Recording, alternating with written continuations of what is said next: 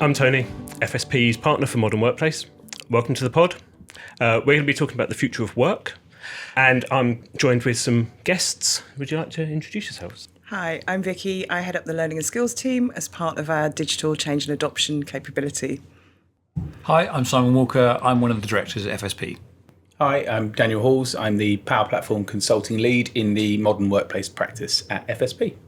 Okay, so we're going to be covering the future of modern work and any the tech trends that we're going to be seeing in the future. We'll be looking at hybrid working and where that sits in that picture, and also any of the trends for the future as well. So initially, if we just cover how AI is shaping the future and modern work, it kind of feels to me like it's kind of becoming more and more of just like almost expected. It's going to become part of everybody's life. As I've said to many people, it kind of just feels like it's the new standard almost, or at least it will eventually get to that. As I've said to a few people, it feels like it's like getting your first laptop of now, I can now work anywhere. I've now got all of these tools and capabilities available to me. Simon, shall I throw to you? What's your view on the impact that AI is going to have in the world of modern work? Well, today, it's probably at its early stages where people are using it for sort of content generation and content inspiration. So, I can talk about the scenarios I use it on, and I suspect a lot of people do, which is either taking content that you've got that you need to get refined or reviewed, or starting with a blank page, saying I have no idea where to start. So they're the early stages of things that I think people are using for productivity. Dan, I think it's and just to sort of further on your point there, it's kind of we're sort of entering out of the just asking it the general question. The same sorts of things that we say in every sort of session is, I do a meeting, I want to recap the notes, tell me a bit about it. Yeah. I think we're just starting to move beyond what else can I do apart from summarise a meeting? Yeah. What else can I do other than, rewrite my words in a nicer way? Yeah. One of the things that I've done a lot with AI is gone, can you rewrite this? And then I've sort of rewritten the AI because it's not quite how I would write it. Yeah. And I think that's that next level of understanding who I am, my role and what I'm trying to convey, and then writing it in a way that is more succinct with how I might write it, rather than just how this is the best way of writing it from an English language point of view or a content creation point of view. Yeah.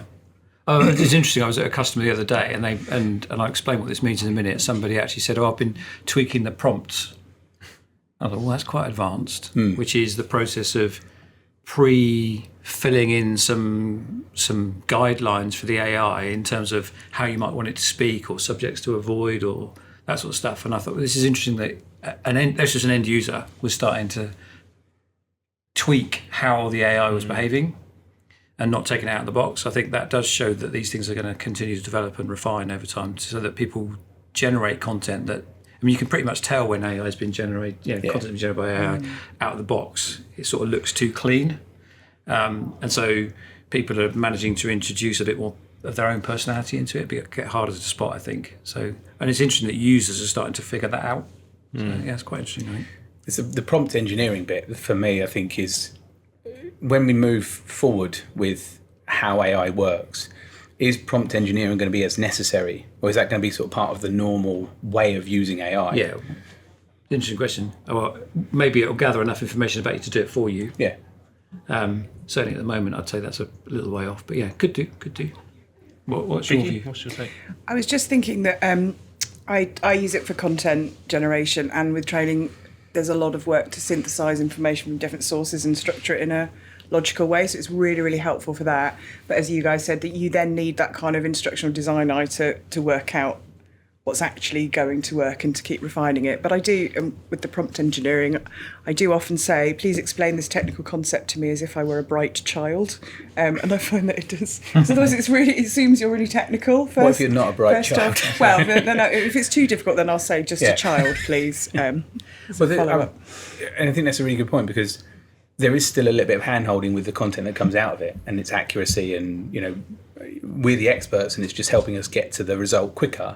Yeah. But you can't take it as face value as correct. And that's when you're saying explain it to me like this, you then almost have to digest it a little bit to say, well, that is largely true, but I might add this or take this away. Yeah. I think at the point that everyone's not embarrassed to say they used AI to generate their content will be when you really see a big change the way things work. So, because I think a lot of people don't like to say, well, I used AI to generate this or to get going or to check the words, they feel that's a fail.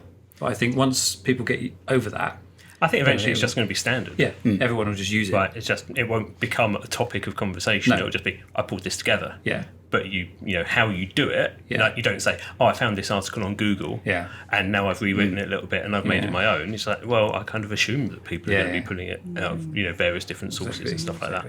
The whole just mentioning that prompt engineering, that kind of, I hate the phrase almost, because I kind of think it's just like, eventually it will just become another programming language. Yeah. Right? If you've got to know how to engineer your prompts, it's not that much different from actually just learning another tool set and things like that.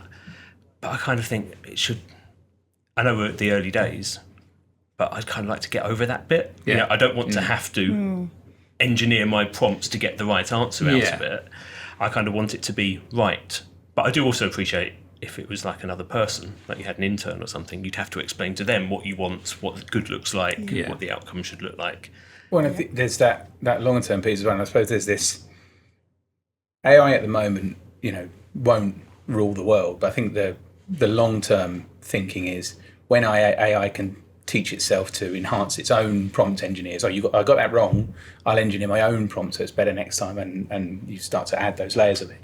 When's the point where the self-learning of AI takes over, and then how much of a hindrance or a help is it going to be for us to interfere with that level of prompt engineering? Do we start letting the machine carry on engineering its own stuff, or do we still have to steer it and guide it? And how long is that before that's the case? It's probably the next bit for AI, isn't it? And where do we think that stands for kind of for companies looking at getting onto the AI bandwagon? Because some organisations are still in pilot mode, some are not even considering it, some are already a long way down that road. Where do we think that is at the moment? Because obviously it's a long journey potentially to try and get that embedded across the organisation. I think there's something about starting with a really clear use case and thinking about who you're going to deploy a tool to and to what purpose, so that you're making it clear to people kind of what you expect them to do, and also how much support you're going to give them. Because for me, there's a real learning curve with this. So I only use the web version of Copilot, and that's a pretty easy learning curve, really. You can get something out of it fairly quickly and play around with prompts. But if I had the version that then points into my Office apps, that's another layer of it, and I just wonder whether it feels like there's quite an easy learning curve initially, and maybe people underestimate then the scale of the change and the amount of, I'm not making any sense. Sorry.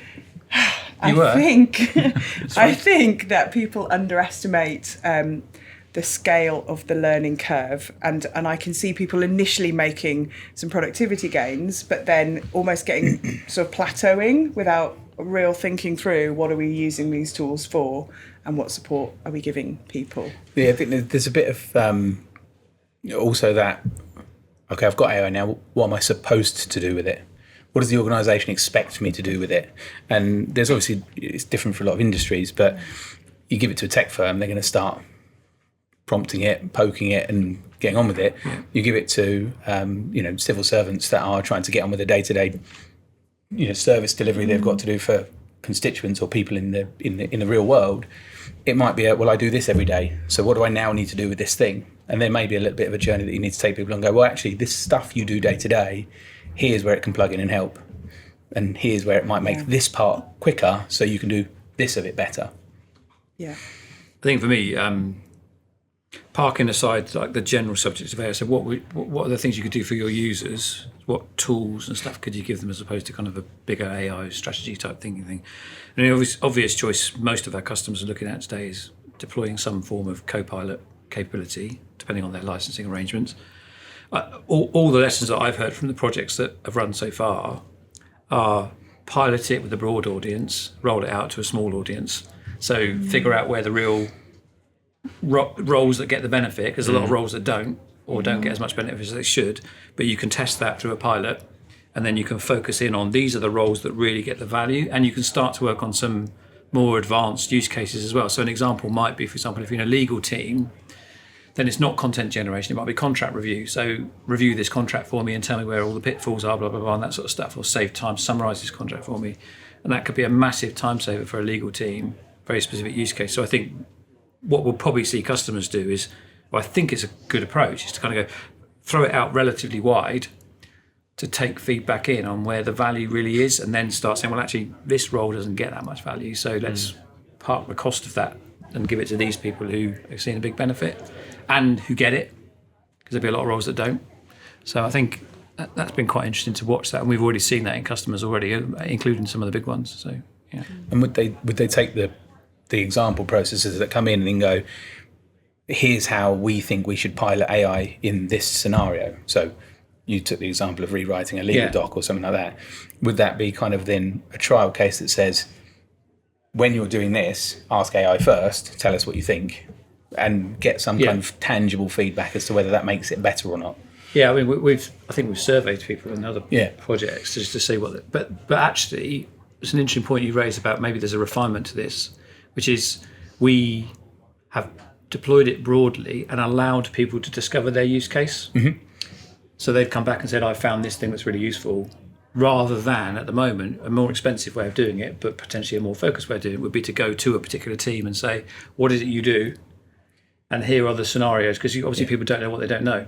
So we could be doing something that sort of says, well, actually, we'll work with a legal team and say, well, what's your process? And actually, here's the points that AI, and we have done some of that, but a little bit later down the line. So yeah, it's an interesting set of scenarios there. I think some of it can be very specific to a particular process, and some of it is a bit more broader when we talk about how is it reshaping work. It's like some of it's very broad, help me write an email, and some of it's very focused, find the GDPR implications of this contract or something like that. It's quite interesting that it can cover both those things. And obviously we've dived straight into AI. Oh yeah. But from a digital literacy perspective, probably more in your area, Vickie, where do you think most organisations and users are? Are most organisations even close to actually using AI tools? I think it is still, for a lot of organisations, it is still a bit of a way off. It's something they're hearing a lot about. I think it depends. So the organisation I'm working with at the moment are just on their Microsoft adoption journey, so they're not in that co-pilot place, but we're already coming up against questions of digital literacy, like they've not had evergreen tools before, so they're sort of saying, how do we, and I'm saying, I can't give you all the training for all the eventualities and the changes that might happen. You're going to need to be comfortable with the help. The search is basically the same across all the apps, for example. The ellipses, the three dots will usually open up some kind of options for you. It's trying to help people. I think there's a big thing about trying to help people use the tools that they've got, so that they can then make the most of. So a tool like Copilot, if I don't understand the fundamentals of the Office apps, for example, then I can't ask Copilot to do, I don't know the range of tasks, the potential that I've got on my hands. So I think digital literacy is a huge challenge for people. But I also think just fundamental digital skills is something that isn't necessarily being addressed. And I think people have got away with not really using tools to their full extent previously. And I think we are going to hit a tipping point where you sort of can't hide it and cover it up anymore. If that makes sense. That's partially a cultural thing as well, because I think one of the things that we forget sometimes is we get given a problem as technologists and we think, what's the best technology to solve that problem? And we'll think about all the different tool sets that are available. Typically, people who are not digitally literate, you give them the problem, they go, I'll do it the way I did it last time, and I'll continue to do it the way I did it last time until somebody tells me to do it differently, because they're not going to investigate all the different tool sets. But I do think that's part of digital literacy now, is to have people stop for a second and think, what's the best way of solving this problem? What tools have I got available to me to solve this problem? Yeah, it's curiosity. Yeah, it's curiosity, and that's difficult to do. If you're busy and you're an end user, you just want to get this done, it's like, well, I'll just do it the way I did. Even though that's probably going to take 4 times as long, I don't want to do the discovery piece up front. Whereas I think people in the technology arena forget that, because we automatically go, I did it that way last time. I don't want to do it that way. I want to do it a new way. But I think that's quite interesting. And I suppose in you talk about industries and different people think about it in different ways. The people that are going back to reverting to the way they did it before are almost going, I've got a clear start and end point. I know how long it takes. I know in my job I've got this long to achieve that goal. Yeah. If you open up that empty box of how else could I do it, it's a never-ending puzzle. It's got no end point. It doesn't. You could spend the same amount of time discovering and still not getting the job done when you could have got the job done. Yeah. And there's different pressures for different types of services and timescales and things like that. But that's what I mean. It's cultural. Because you have to give people permission to learn and discover. If you don't do that, then they're going to just carry on doing what they've always done. Potentially fail. Yeah. And learn that wasn't the way we should do it. Exactly. We'll do it this way instead. Yep. And one other thing just to cover as well is because obviously there's the getting stuff done element of AI. I need to write a document. I need to do something. But then the other side, from the more sort of digital literacy and accessibility side, is actually this is a tool set to just make people's work lives better. Yeah. It's not necessarily measurable. It shouldn't be, I saved so many £1,000s worth of, cost savings or time savings, but actually people who need an assistant to remind them of the tasks that they've missed or to recap on meetings because they have attention challenges or, ADHD has been sort of one of the use cases that I've heard where it can be really, really valuable. At that point, it doesn't become just a cost saving or a resource saving or whatever. It's actually just a valuable tool, the same as having a laptop that you can take somewhere. It is almost kind of like we've used the term table stakes in the past. It's kind of like almost accepted, and people who have used the tooling wouldn't want to give it up. No. Not because it saves them loads of time, but because now it is actually genuinely useful for them from a accessibility perspective, whatever. How have you guys seen that in reality? Have you seen other similar stories? I've actually seen a bit of that, but I've also seen, again, on the pilots that we've done, where you do pick particular roles, there is a business case to be made. So people have come forward with the time they're saving a week in doing certain things. It's an interesting couple of customers have said they've really struggled to justify the co-pilot license and that sort of stuff. And actually, I think that's because, again, they're trying to say, how do I give co-pilot to every user? Today, that's quite a difficult ask for most of our customers, multi-thousands of users, X pound per month. That's a big decision. Whereas if you roll it out to a smaller number, I think that business case is there. But I agree with you, eventually it just becomes how you work. We're not quite there yet, but when it becomes how you work, then I think the businesses will effectively make that expenditure because it's just required. It is table stakes to be operating efficiently as a business, really. That's how I would see it. I wonder if that changes the way you then think about recruiting people in certain roles. There's a big bit around. So as a team lead or as a manager or you've got a team of people, there's a whole bunch of skills that AI can almost take away from the need of the core role, and you can focus more on some of the other stuff. So I could be excellent at technically doing this stuff as a technology specialist, but not so good at the people side of managing the day-to-day of I've got to do one-to-ones, I've got to prep for team meetings, I've got to do presentations. Does AI get to a point where it goes, we can cater for a lot of that if you've got the knowledge over here, and we don't necessarily look for as many soft skills because we've got the gap plugged a little bit with AI.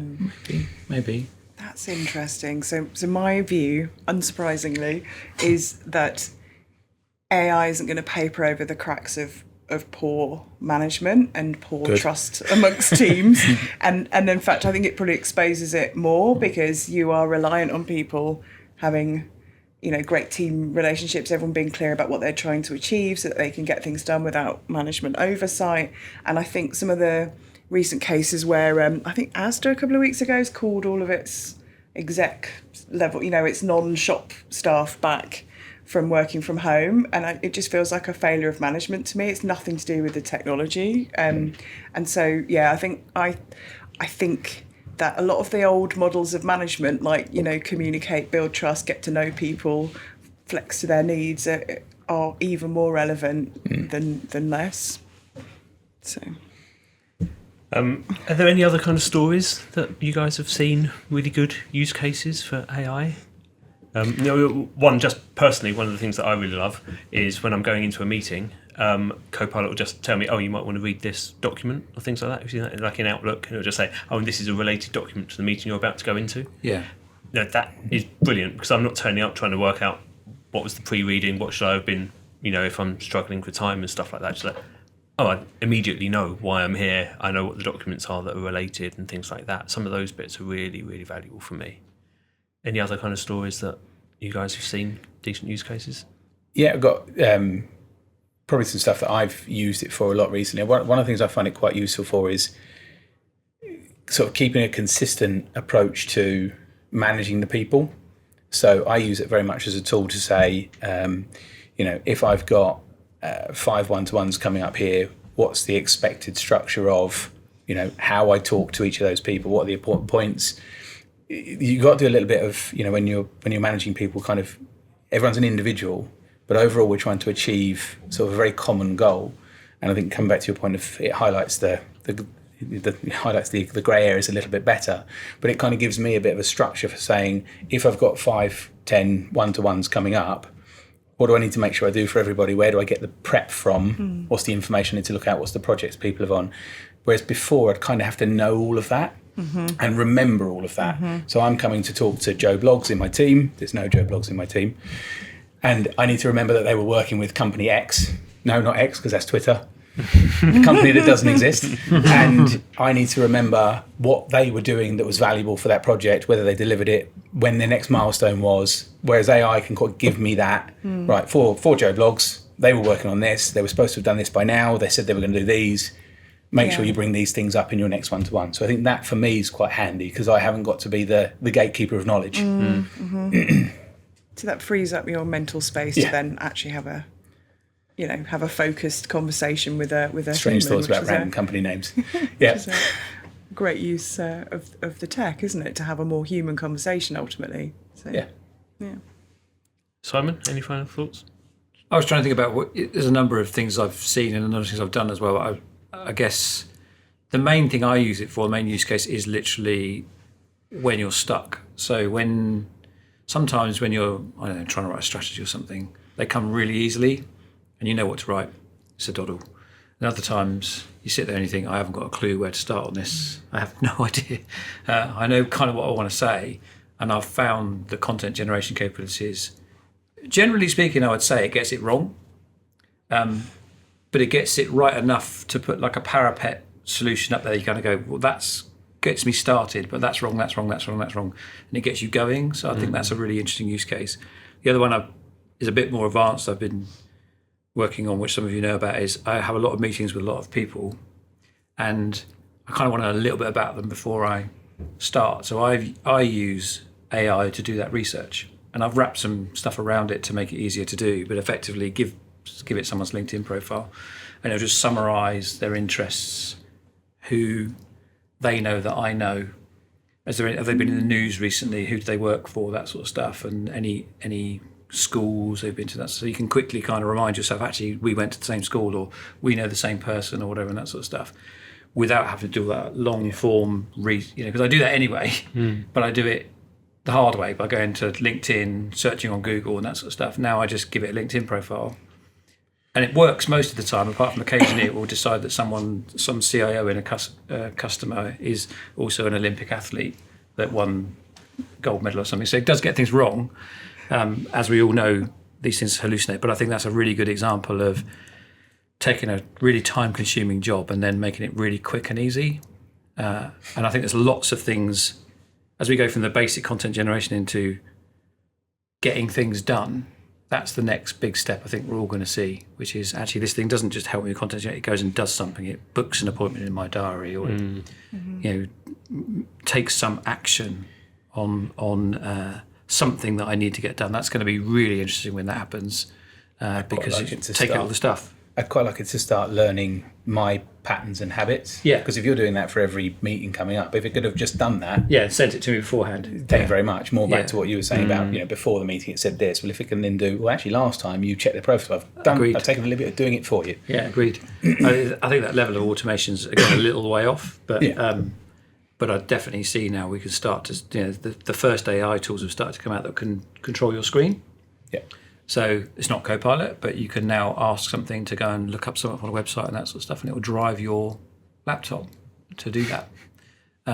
So that's a very early stage thing, but you think where that might end up, that's quite amazing, really. So it's going to be fascinating to see how that develops. It'd be also the way AI, I mean, particularly if you take a Microsoft platform like we work with on a regular basis, and at the moment it's just kind of, we'll plug this on top of this existing app and this existing app. Yeah. If it was more centralized and it could go, right, I need to do this thing, I've got these tools to my, in my wheelhouse. Yeah.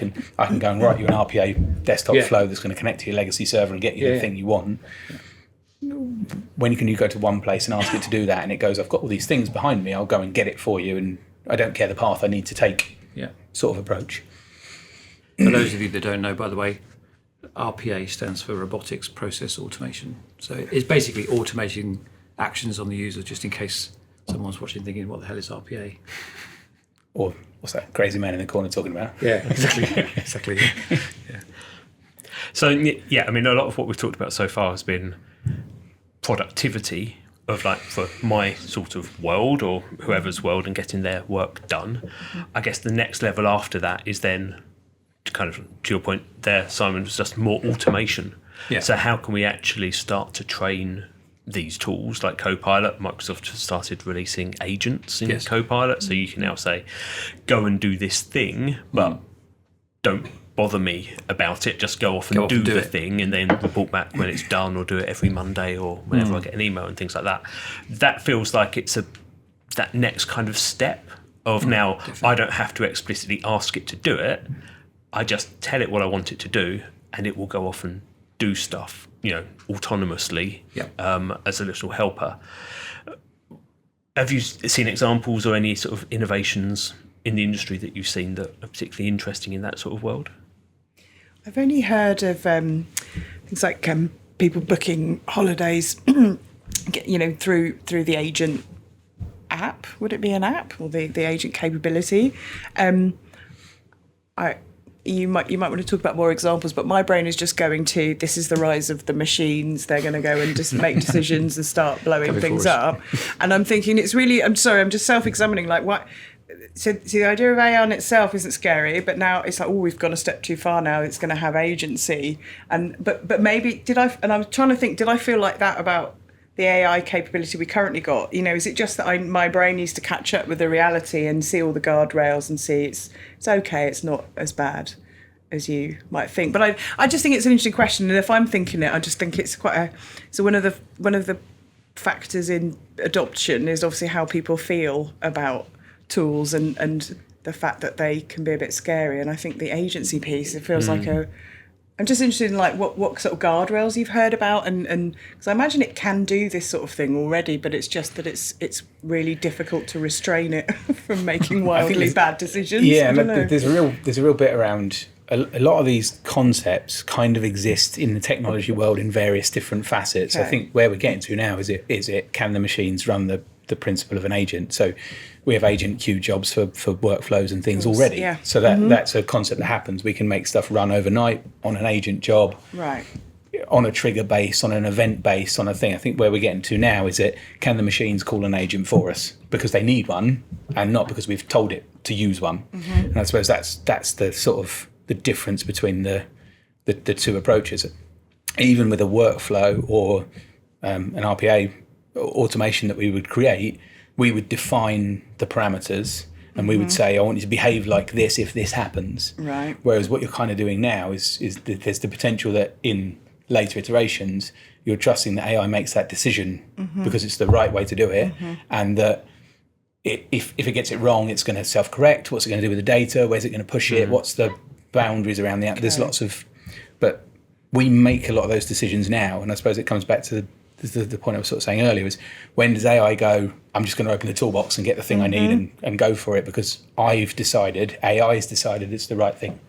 And that is already, again, not yet in Copilot, but that's already out there in terms of various agent frameworks.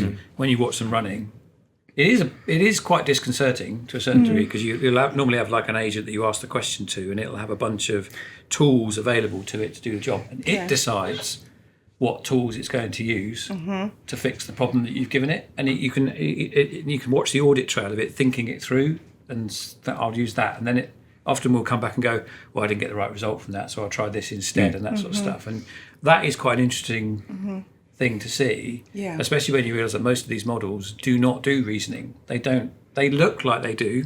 They really look like they can think, but they don't. They're language models. They're statistically just picking the next best word. But somehow that leads to a level of reasoning. It's quite interesting, or it looks like reasoning. But using those frameworks, you can see a position where you could give something a fairly complex problem and just say, go and figure it out. But old versions of AI can't answer very simple questions about physical things, like, if you put an egg in a cup and turn it upside down and pick the cup up, where is the egg? An AI engine would go in the cup. Right? It doesn't understand. Although newer versions are starting to gravity yet. No, exactly. And the egg broke. But actually, some of the newer engines that are coming out have some of that. And you can watch them go through the logic of saying, oh, well, if that, then that would mean this and that. So I think, again, early days, all this sort of stuff. Personally, I think I can't wait for the point where you can say, go off and do this, and just, I don't want to worry about it. Including, like, once we get the voice stuff in, I want to be able to say, go and book this, go and ring that company and book an engineer, book that. So it's going to be interesting. And in business, I think that will have a massive impact when those agents start to happen. But again, we're a little way off, I think. Well, there's a... Sorry, you trying to go? No, sorry, I was just going to say, it's interesting.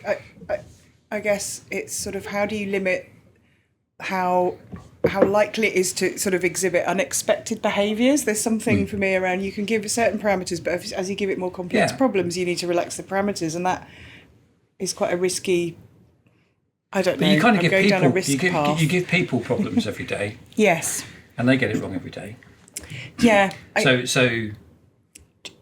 If AI was getting it right more often, is there something to worry about there? I'm not. I don't know. So, I mean, I think when it starts sending emails, I can see lots of, I can see like this cultural phenomenon where people are just going, oh, sorry about that email, Simon, where I called you a really rude word. It was AI. It wasn't me. So. It's a good excuse. You've not used that one yet. Yeah. That's quite good. It's a new one for your list. That's right. But there's my head goes back to, my head does lots of weird things. My head goes back to the sort of like the iRobot bug, the Will Smith film, where there's one rogue robot in a world that's got 3 rules that it can't break, but there's a bug in one. I was thinking Hoover, sorry. No. No, there's a film where it's a robot. They've produced a rule around how the bots have to behave. They can't harm people. They can't do this. They're all programmed to do it. But one's got a bug, and it's learnt to override that in certain circumstances. And he's in a room, and he's like, one moves, and it's like, that is the bad guy sort of thing. I've gone off on a real tangent there, I know. But coming back to the day-to-day bit, it's the when it's making those decisions, if there is a bug in the operating system or in the proper sort of underlying decision-making tree that you can watch it run through, what can it then go off and do? Can I send an email to a boss calling him a rude word, or is there something that stops that happening? Is there, you get down the cyber sort of security road of this, and you sort of say there's the all your voices are recorded on Facebook and Twitter and all the rest of it. I can now learn your voice and play it back to your mother-in-law and get them to send me money. Yeah. Where's how do we stop that level of capability, or do we want to? I'm not sure you'll be able to in the end. Exactly. But I think the interesting thing about one of the big challenges now is that with AI, there isn't a piece of code running that you can say, well, you went to step A, then step B, and you said, if it's this, then go here. And therefore, this was the decision tree that got you to this output. Right. You don't have that anymore. You have an input, you have something that happens that you don't really know what's happening, and then you have an output. And so actually, how it got there is very difficult. And in fact, talking to an AI event that we presented at, there was a banking customer speaking to me. And so that's one of the big problems they've got, right? So if they're going to start to use it for real business processes, from an audit point of view, they'll get audited on why did you make that decision? So why did you give that person that loan? Why did you give that person that mortgage? And they go, I don't know, we put all the parameters into the engine, and at the end it said yes. There's no, and there is a bit of reasoning starting to come in now. That's why there's a big focus on reasoning. But an audit trail about which bit of code did you run through, no chance. No. It's just like, and that's where these unexpected behaviours that you get out of it, which are chosen. So you actually, if you dial down, it's called the temperature, which is the variability of an AI engine. If you dial it down to 0, that says always pick the statistically most likely answer every time. I'm probably, somebody who's in AI is going to shoot me to death now, but that's broadly how I understand it. And the more you put the temperature up, the more random the answers get. Actually, when you set it to 0, it doesn't actually work that well. You need a bit of randomization to make it feel a bit more human and that sort of stuff. So therefore, when you're trying to audit a business process and you've actually built randomization into the process, it's like, there's a lot of those sorts of issues, which means I think that people have got to get used to the idea that occasionally, these things make mistakes. We've already accepted that they hallucinate, they give you the wrong information, they can't add up very well, that sort of stuff, all those sorts of things. And maybe we've got to accept that every so often processes might not quite work, which is completely abhorrent to all of us. But equally, it happens now, processes go wrong every day. And the pace of change is really rapid at the moment. So, and then kind of tying this up back to the users, we've got users who sometimes can't use the digital tools that they've been provided with, whereas AI and Copilot from the Microsoft world as the brand of their sort of version of AI is romping away, and we've got automation and almost autonomy to just go and do whatever you've trained it to do. Call Simon rude words, email the whole of the company and things like that. Ultimately, it's another tool in your toolbox that you could start to use, but it's still you're responsible for the outcome. So I think that's sort of the key sort of element of it is just another tool, but at some point the users have got to be curious enough to actually want to learn a different way of doing things, because every organisation has got that person who is just like.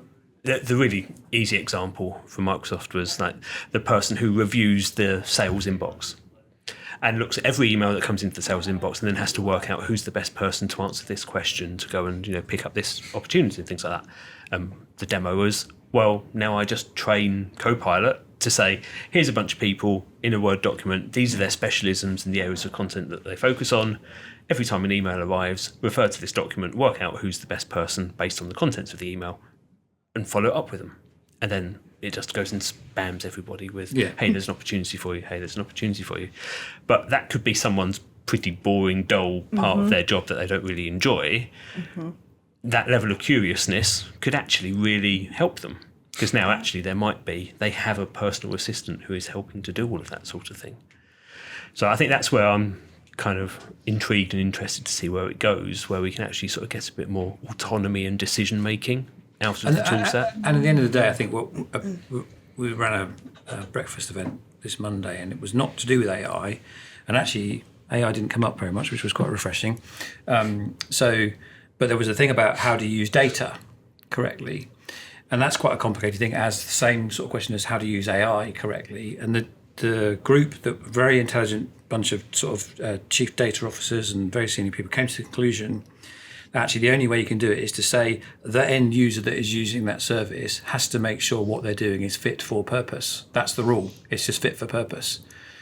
Which again comes back to digital literacy, which is if you don't know, then how can you decide whether it's fit for purpose? And I think maybe we get beyond that at some point in time, because you've got like autonomous cars.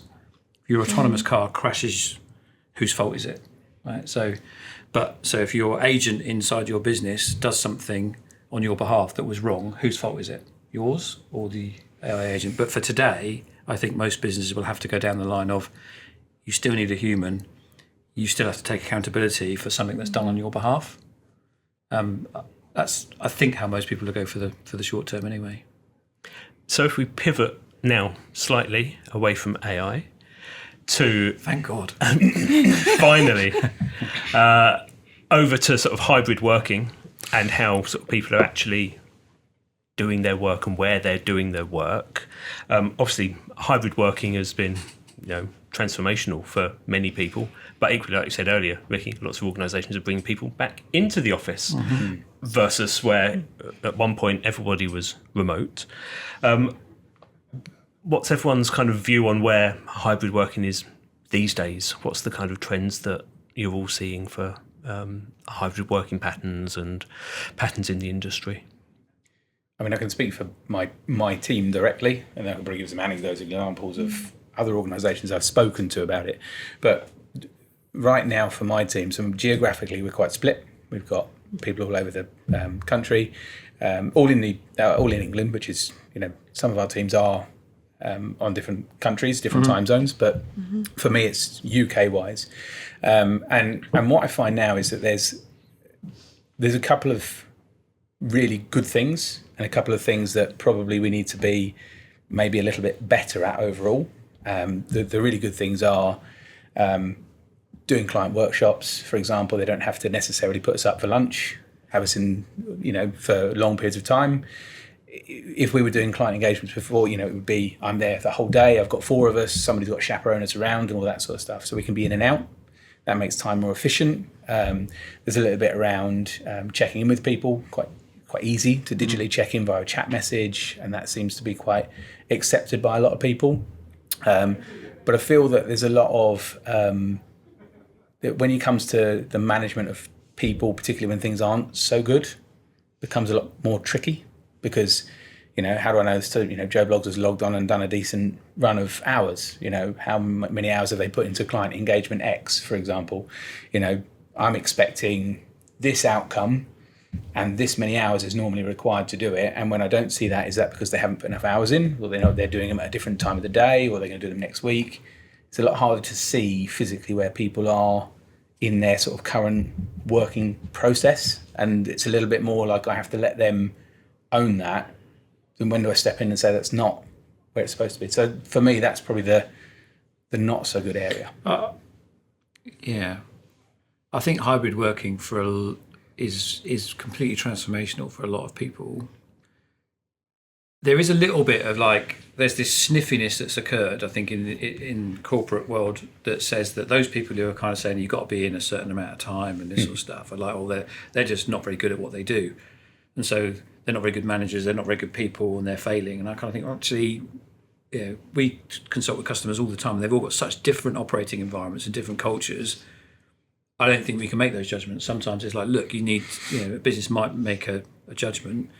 Cool. I think where the interesting challenge is when do you make the decision to do a hybrid conversation, a remote conversation, and when do you make that face to face?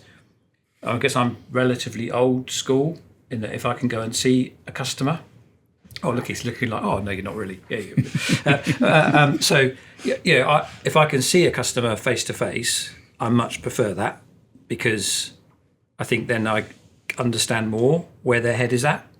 And certainly if it was like a difficult conversation with someone, I would prefer not to do that over Teams. I prefer to do it face to face.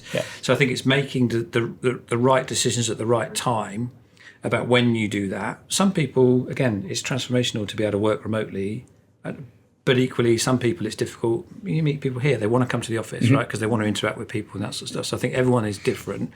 We have to be really mindful of how that individual works and as managers align to how that individual works. So I don't like the idea actually particularly of setting rules that says you must do this or you must do that. I think I would trust people, certainly within FSP, to make the right judgment on the best mix of approach that they take and accept that when you say we need to do a face-to-face, that there is a good reason for that, albeit that people might go, oh my God, you've got to be careful. It's not like I'm being called in to be told off. Yeah, exactly. Yeah. So there's always that tricky piece, but I do think. Does that mean you've got to periodically call them in for a good news? Yeah. just to balance it out. I'm only ever to tell people good news. That's the way to do it. You've never called me in. I've never called you in. Yeah, exactly. It's just so bad. I need a day with you, that's all. That's it. Look, I think it's interesting. I just think we need to be careful when we look at the likes, even the tech companies, but we're sort of saying, oh, was it Google who have asked everyone to come back into the office? That sort of stuff. And it's like, oh, everyone's saying that's a failure of management. Actually, they might have looked at it and kind of gone, the way we drive innovation through our business is through people walking past each other in the corridor, which we saw in COVID. Throughout COVID, the level of innovation our business experienced dropped drastically. And that was because every conversation was transactional. every conversation was start the meeting, end the meeting, and there wasn't any occasion where something like even this conversation could happen of like, okay, what's going on? How do people feel about it and that sort of stuff? They tend to happen face to face. And so I think that will remain really important for quite a long time. But equally, I think hybrid working is about giving people, it's like any other tool. It's like use the tool to its best effect, right? Decide, I don't care whether you work in a coffee shop, at home, in the office, as long as you're getting the best value out of your day. That I think is the key to it. But accepting that it does make certain things difficult. Vickie, what are your customers doing in that way? So my current customer I'm working with a lot is a global company, so that whole interoperability piece is just huge for them. They wouldn't have been able to do anything like that before. And I think there's the different locations, and then there's the different times of work as well. So that kind of that flexibility, I think it's been a game changer, and I think it's particularly helped women and people in caring responsibilities to be able to have that flexibility in terms of hours and being able to access work from anywhere and have that flexibility. I completely agree. It's a bit like when you sort of going, right, everyone's in the office all the time, or you're all out all the time is a bit reductive. It's a bit like when you learn about apostrophes and then everything ending in an S has an apostrophe. I don't know why that came to mind, but it did. I see, like, Google having to bring everyone back in, not being, it might be a failure of management. It could be, but I'm saying we shouldn't be making that judgment necessarily because we don't know. But the hard thing is that if Google have said everybody's got to come back in because we want that natural conversation to happen because we know we're more productive, how do you tangibly measure that? Because we know it's very difficult to put. During COVID, lots of companies said, could we have a coffee connections? Could we have a reach out roulette? Could we have a version of bumping into each other at the water cooler? Yeah. But the water cooler, I went very American there for a moment. But that conversation of, innovative, I'm going to talk to someone from a completely different department because I've walked past them, is kind of a thinking. I think it was DreamWorks or one of the companies that does like Pixar films. They've got a building where it's like all the animators are over here, all the scriptwriters are over here, all the actors are over here, but there's a hub in the middle where they meet, so you can cross department. How do you measure that? How do you go, we've now lost that for this period of time, and we can't, there's nothing we can seemingly put in place that gets that back. So I know what we'll do, we'll invite everyone back and see if that thing comes back, but how do you measure it? How do you know that that's come back? Personally, I think it is difficult to measure, but I think when you do these things long term, you do see differences. And my thing about like people operating in a hybrid way, which does mean coming to the office, is very simple.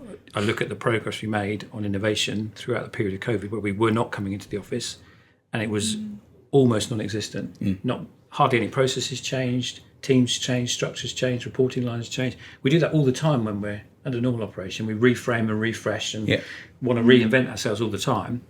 That didn't happen.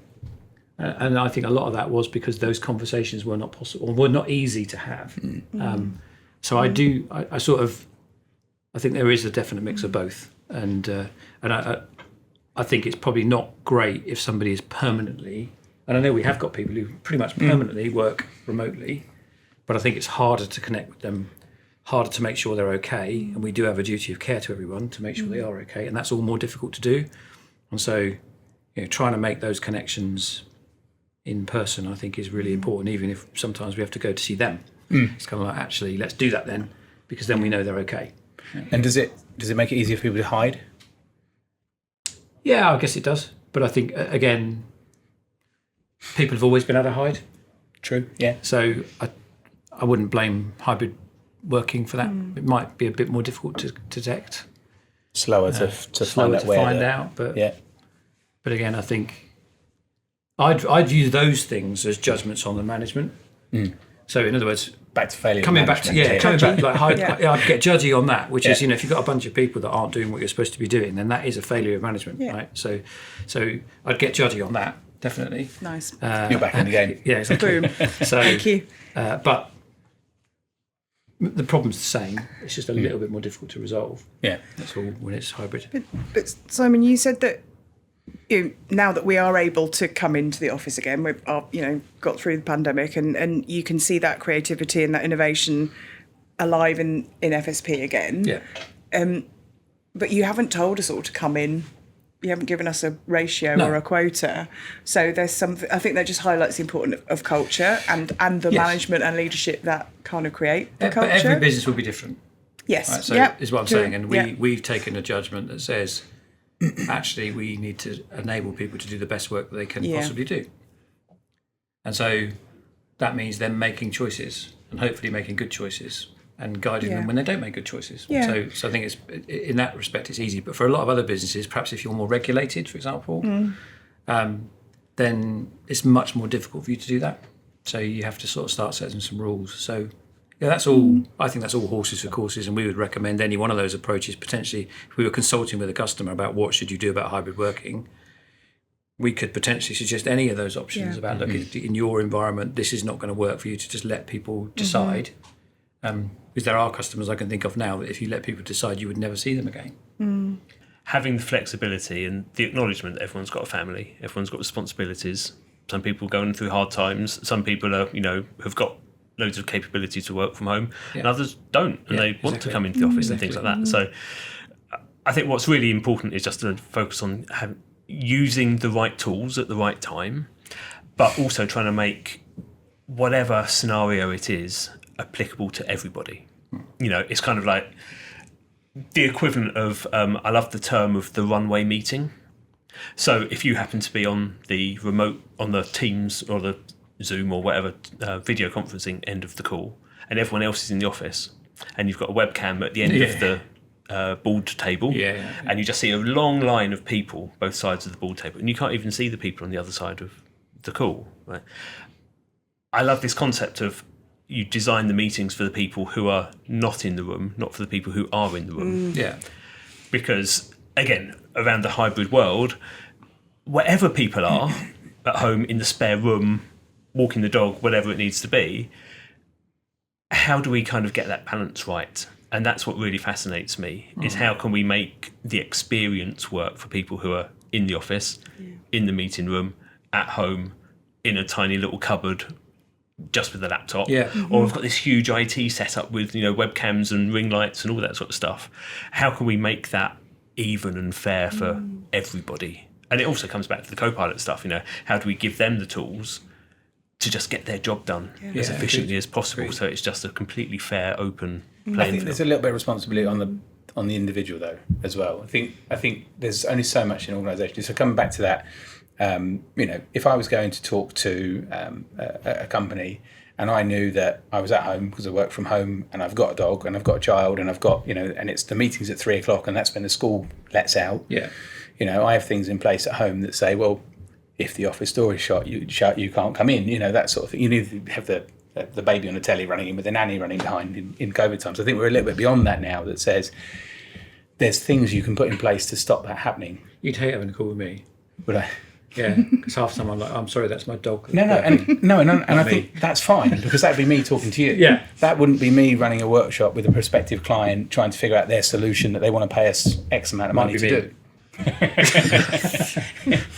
But then for me, again, I think it's the leveler. So I think again, you don't want it to go totally crazy. But I also do think sometimes where remote calls are so dehumanising, I think, then the opportunity to make it feel more human. Like, I love it when the cat walks across the table. No, I haven't got a cat. I mean, other people, when there's like their cat walks across. And nowadays, people don't even pay any attention to it. It's just a cat walks across. But I quite like that. So I think that's just that's the normalisation of these practices. And to your point about the meetings as well, has made me realise is when we have these conversations sometimes, you have this realisation, which is there's something in my head that says we've all made it to the office. And so we take priority over you who couldn't be bothered to make it to the office, and you're going to have a worse experience than we're going to have because you're remote, rather than thinking they couldn't make it to the office, how can we make the experience as good? There's something in my head that sort of goes, you couldn't be bothered, which is really interesting that I subliminally think that. And so again, it's just history. That's the way that business has been for so long. But now we've got to try and work. We've got to a way change it. of Yeah, we've got to change it. It's changing really There's a interesting. I laugh thing- now because I'm thinking you can't bother to put your dog away. Exactly, yeah. Yeah, no. There's a thing called the proximity effect where, you know, if you're a manager and you're in the office and you have people perky and shiny typing in front of you, they're in proximity and you think, oh, they're really good, aren't they? They're go-getters. And you can sort of be less mindful of all the contributions of people who are working remotely. And I think it's just a great example, just one of the many biases we can all hold. Oh, It just yeah, made me yeah, think yeah, of that when you were exactly. sort of talking about the call and Yeah. the sort of two-tier Yeah. level of attendees and Exactly, yeah. calls. We just need to sort of rewire some of our biases. Yeah, it does. Yeah. But I like that it's a great leveler, but it is a challenge, and you do have to think about, you know, if you're trying to do anything interactive, and you've got a group full of, you know, room full of people, and I always like to give out cards and get people wandering around, and then the people online, I'm like, let me just type some things in the chat for you to do while we all walk around. So yeah, it's a challenge. So where do we think that's going to take us? Let's take a view to the future. Where do we think that, you know, hybrid work, the future of modern work, where do we think we're going to get to? What are the kind of things that our listeners and viewers should be sort of looking out for? I think for me, given that I think a lot of this hinges on people's digital literacy, as we've talked about, and their digital skills, but also the ability of, of an organisation to make the right decisions and have the right levers and factors in place to help people get the most out of the technology. I think skills is a really key one for me, and this in future I really hope that there is some kind of platform that actually delivers kind of personalised learning and training to me that actually fulfills the promises that I've been hearing for so long, that gives me stuff that is relevant, that gives it to me in the flow of work, so I don't have to stop and go off, and it's actually just when I need it, and all of those things that we know make a great learning experience. And I feel like the technology should be able to deliver me that, surely. So out of interest, from a training perspective, do you still need to learn things if there's a co-pilot to do it for you? It's a really good question. But then there's this idea of kind of, if I then come up against a really similar task, would I just get Copilot to do it, or would I be able to sort of transfer that knowledge across to a slightly different task, and then that's actually where the learnings happen? So I don't know. It might have the ability to stop us from learning. Shut the schools, give everyone Google. Because then there is genuinely the perspective of you can use AI or Copilot or whatever as another member of your team who has those skills, right? So if you don't know PowerShell, and you might have an intern who does know PowerShell, you'd give the task to them. But now you don't need to know that really, because you just ask it and it will create you a bunch of stuff. Yeah, but I think as a manager, you probably don't know everything that everyone in your team knows already, maybe. So I still think that capacity to learn, maybe not content, but more sort of to be challenged and to learn through experience or exposure to different concepts. I wonder if that's going to become more important. I think because content, it will be at our fingertips. Yeah, and I think a big part of it is the skills that we look for in people. I think it comes back to connecting to people. Consultant led first is I have ability to understand what you're asking of me. I have an understanding of the technology behind me, and I can probably help plug you into the right people, ways of going, that sort of thing. And so it's not necessarily do I know PowerShell to a level that will enable you to write a good script to fix this problem. Do I have the ability to connect with that person, understand what their problem is, and then figure out that PowerShell might be the solution for them, regardless of whether I write the script or not, kind of comes secondary. So maybe it's what skills do we expect from people, and that repositioning of what they're very, very good at, looking for the right people to consult, and then technology almost becomes a good secondary. I would say really where it's going, the next big thing is automation. It's just being able to get things done for you all over the place. And that will change the nature of how you interact with your workplace. It will be about taking information and applying that knowledge and doing something with it. That's the future that I think we're going to see, rather than doing the actual work. It'll be how do you use the knowledge you're given in a creative way. That's the longer term picture, I think. I'm looking forward to augmented reality meetings. all sitting around a collective digital room and VR headsets on and shaking hands. And I don't think I am. we entered the fire pit, didn't we? Was it the fire pit in the tried team the fire meeting? pit. And it was sort of like 5 people wandered off lost, 8 people couldn't get in, but yeah, augmented in sort of the VR world of Well, apparently meetings. Apple just have stopped making Vision Pros. So now I think that's because they want to release a cheaper model. Yeah. But maybe it hasn't been quite the success. I don't know. VR and AR for me is a bit like, are we going to look back on it in the future as 3D TV? I don't know. It's a really big question for me. went well, didn't Yeah, well, that's what I mean. I've got a Vision Pro and I love it. I think it's really good. Is it the way I want to interact with people in the future? No. It's good for using applications. It's good for, there's a new feature which is an ultra wide screen, which is basically this enormous screen that sits in front of you that is, almost like you have to turn your head to see it.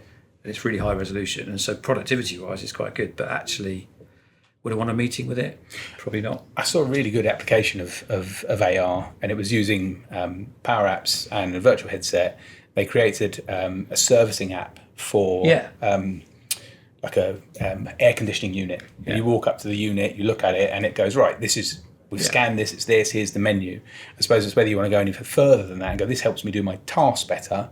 Does it help me connect with people better? I suppose is a very different branch. Yeah, I think, and it'll really kick off probably when they get this big. When they get as big as your glasses or as small as your glasses, then I think maybe things will change. At the moment, walking around with a massive, even that do a picture of your eyes on the front. Even the advert of them sitting in the airport lounge, or the ticket is to pull a ticket number, isn't it? And then you sort of look up. I think I wouldn't do that because I think I'm going to miss my ticket. People are going to look at me funny. Someone's going to swipe my bag. Yeah. There's so many things that feels odd now. Like I say, until it's as natural as day to day. My wife is very grounding when I'm using the Vision Pro. She explains exactly what she thinks of me when I'm using it. So what I look like. So it's quite amusing. Super cool. So I get called lots of names. None of them are particularly complimentary. No. No. Or repeatable on the podcast, apparently. No, exactly, yeah. No. But I'll let the audience imagine what they are. So if we're trying to bring this conversation to a close, what are the kind of key things that you think organisations should start looking out for, or key plans that they should put in place, given everything that we've talked about around AI, about providing a decent hybrid working environment, the future trends and things like that? What are the kind of, if there was a few bullet point things that we would advise organisations start to plan for or start to get in place, what do you think they would be? I think be really intentional about what you're trying to achieve and why, and don't just sort of jump on bandwagon. And I think don't be sort of driven by ideology that all hybrid is sorry, not all hybrid, all remote is good, all in the office is bad, or whatever. It is much more complex than that. So I think there's something about know what you're trying to achieve, know your people, know your context, and make those decisions accordingly. Maybe don't run after the shiny thing. I could go on about equipping people with the right skills, but I bang on about that every day. So I'll give you a break from that. I think there's a bit around trust in the organisation, the direction of travel. As we've gone across a couple of things there where I've gone, well, I don't think I could do that because that doesn't work for me, or do I trust people to? So trust is one of them, but maybe a clear, piggybacking off of yours, Vickie, would be like a clear roadmap of where are we now, what have you got, what is expected, what's coming next, to try and take the organisation on the journey, rather than, the fear for a lot of staff that aren't as involved in the decision making is these things are put in place to take jobs, to cut costs, to save money. And if there's not a clear blueprint or plan or roadmap for that to lay over the top of the department that's being affected by it, they won't know the why, and then that can be a lot harder to manage overall. For me, it's make sure people know how to use the right tool at the right time, regardless of what that tool is. And also, I think the bigger issue is we're all in violent agreement. The bigger issue is culture. And have you got a culture that enables you to change the way you work to take advantage of these new tools? If we all assume that things are going to change, do you have a culture that can accept that? Do you have a culture that can embrace it? If you haven't, then you need to sort of work out, okay, what needs to change to enable that to happen. And it might be skills, it might just be your base culture about how you judge people, how you ask people to perform. But that would be very high on my agenda when we're talking to a customer, is that are we wasting our time almost in a way? Because whatever we give you, you're not going to be able to adopt because your culture stops it. There's a bit of that I think, sorry Tony, you were going to say something, but there was a bit around the adopting of the technology and understanding the why for your organisation. And I suppose you've got to look at your demographic, your challenges. I was saying earlier that if you're a younger generation staff member, it's table stakes. I expect to have AI because I used it in my last organisation to do these things, and if I come to your organisation, I need it to be able to work the way that I did. But then you might have a slightly ageing workforce or department that is of more skilled physically over 25 years of career that doesn't want to bring the things in for the fear of it interrupting the day-to-day. Is it the roadmap going to say we're going to pragmatically deploy this to the youthful side of the business but not the experienced side of the business? Are we going to change the way people do things fundamentally, or is it, why are we doing this, and is it going to have that I'm a younger, easier to adopt person and I'm a more mature, experienced professional that doesn't want to adopt new technologies because I've always done it this way? Friction. As an older generation person, the Sean Connery of podcasts I heard earlier. Yeah, I feel compelled to respond to that, which is I don't think we can make those sorts of judgments today because the technology is new for everyone. And I think I would hope with an FSP we would not make those sorts of judgments about who we think would use it. We'd give the opportunity for everyone, accepting that statistically speaking, there might be a cohort of ages that picks it up more than another. Mm-hmm. But again, I think if you're going to try and build a culture that is enabling the organisation to deliver new ways of working, you've got to be very, very even-handed about how you do that. So that everyone gets the opportunity. And that's not to say everyone gets forced, but everyone gets the opportunity to take it on board. Otherwise, I think you would end up with a bad culture, because people would say, actually, I think some people are getting a different experience to another one. So I think, whilst I accept that statistically it might be like that, from an organisational culture point of view, it would be you have to give everyone the opportunity, regardless of what their capability almost is, even their skill set. So it might be easier to train someone who's digitally literate, but that shouldn't mean that you shouldn't try and address someone who isn't digitally literate.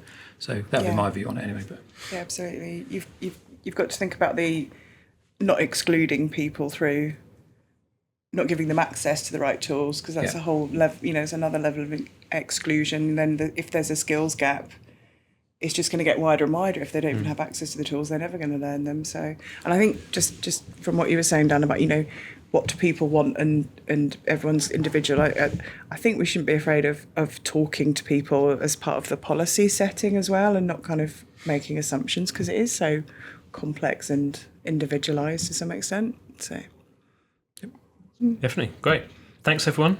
Thank you, Tony. So we've had a little romp through AI, through hybrid working, through the future of work and where that might be. But I think, as we've kind of summarised there, I think a lot of it kind of comes down to culture of the organisation, being curious to adopt all of those tools, and then giving people the opportunity to kind of find their own path, but guided. Like I like your term, Vickie, of do it intentionally, of work out where are the use cases, what's the scenarios. But I think one of the key things is it's really hard if you just want to boil it down to cost savings, or down to how much money are we going to save or time are we going to save, because actually, if we just treat it as it's AI is a tool, hybrid working is a tool to get the best out of people, and it's a great leveler. The cat's walking across the screen, using Copilot to get your day done smarter, more efficiently, whatever it is. I'm all up for providing people with the tools, the flexibility and the culture to just allow whoever it is, with whatever challenges or problems that they've got, just get their work done. And whatever tools, whatever flexibility we can sort of help organisations to use the tools. We've got the phrase within Modern Workplace of better work through technology. So how do we get people to do the best work of their lives? One of Simon's favourite phrases. How do we get people to do their best work of their lives through the adoption of, whether it is hybrid working, through the modern workplace tools, through AI, whatever it might be, there's a huge opportunity. We've just got to, and that's our role, is to help organisations get through that. Agreed. Perfect. Thank you all. Thank you. Great. Thanks for tuning in. This is just one of a series of podcasts, so go watch or listen to any of the others in the series. Hope you enjoyed it, and we'll see you in another one.